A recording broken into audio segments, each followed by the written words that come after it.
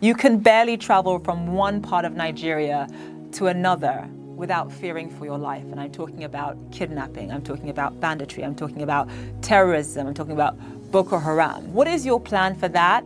I did say that initially that what we need to first set down is issue of security.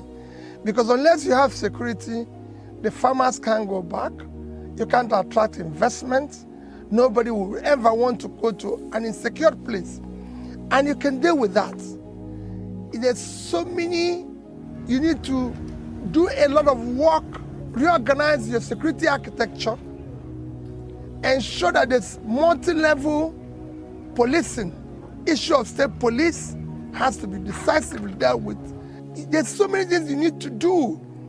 You need to bring in more personnel into the security system, equip them properly, ensure that they are properly motivated to deal with the issue of security, because the need it is the most important thing Nigeria needs today. As you know, you and I are both Nigerian, we're both Igbos, we're both from southeastern Nigeria. Nigeria is a very hard country to hold together. You've got 200 million people, so many different tribes, so many different competing interests and ideas. And when you think about the fact that you're from the southeast, how easy is it going to be to rally Nigerians perhaps from the north behind you? That's got to be on your mind. That is what it was yesterday.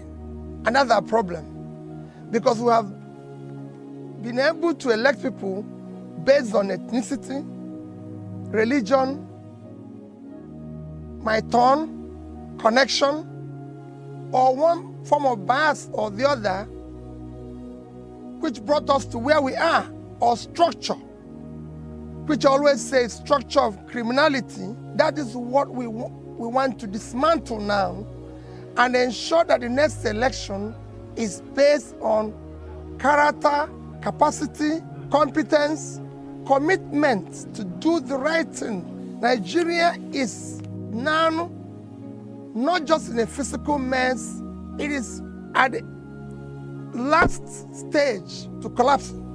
The people in the north don't have a secure place, they don't have good roads, they don't buy bread cheaper than people in the south. So is the people in the south.